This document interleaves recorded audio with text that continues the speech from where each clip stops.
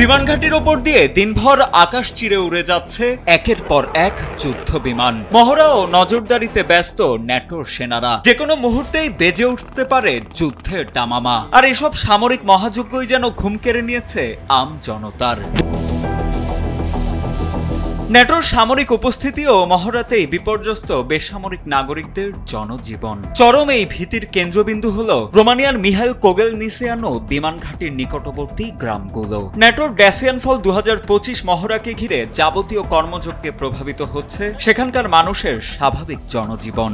যুদ্ধ বিমানের বিকট শব্দ যেমন রাতে ঘুম কেড়েছে, তেমনি সেনাদের দৌড়ঝাঁপে আতঙ্ক তৈরি হয়েছে জনমনে।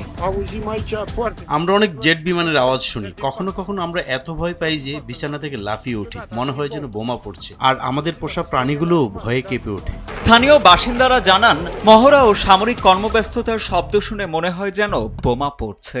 ভয়ে রাতেও ঘুমাতে পারছেন না নারী, শিশু ও বৃদ্ধরা। সেই সঙ্গে যুক্ত হয়েছে জমি অধিগ্রহণ ও চাষাবাদে ক্ষতির মতো গুরুতর অভিযোগ।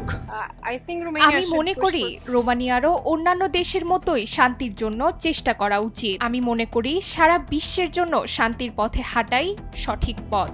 আবার অনেকে মনে করছেন সামরিক জোটের এমন বাড়াবাড়িতে তাদের দেশ ইউক্রেন রাশিয়া সংঘাতের একেবারে ফ্রন্ট লাইনে চলে এসেছে। আর এতে দেখা দিয়েছে চরম নিরাপত্তা ঝুঁকি। ন্যাটো আমাদের সুরক্ষা দিচ্ছে ঠিকই, কিন্তু আমাদের এত বেশি জড়ানো উচিত ছিল না। ইউক্রেনীয় বা মলদোভানদের সঙ্গে আমাদের কোনো সম্পর্ক নেই, আর তাদেরও আমাদের সঙ্গে কোনো সম্পর্ক থাকার কথা নয়। তবে বিশেষজ্ঞদের মতে রোমানিয়ায় ন্যাটোর এই সামরিক প্রস্তুতি কেবল মহড়া নয়, বরং ইউক্রেন সংঘাতের পর ন্যাটোর পূর্বাঞ্চলীয় প্রতিরক্ষা কৌশল মজবুত করার এক স্পষ্ট বার্তা। রাশিয়া বরাবরই ন্যাটোর এই সামরিক বৃদ্ধিকে আগ্রাসী পদক্ষেপ হিসেবে চিহ্নিত করে আসছে। এই অঞ্চলে ন্যাটোর জোন ওয়াল স্থাপনের মতো ইউরোপীয় ইউনিয়নের উদ্যোগগুলো সেই সংঘাতেরই ইঙ্গিত। স্থানীয় বাসিন্দাদের উদ্বেগ যুক্তিযুক্ত হলেও ভূরাজনৈতিক পরিস্থিতিতে রোমানিয়ার এই সামরিক কৌশলগত অবস্থান বর্তমানে অনিবার্য বলেও মনে করছেন অনেক সমর বিশ্লেষক।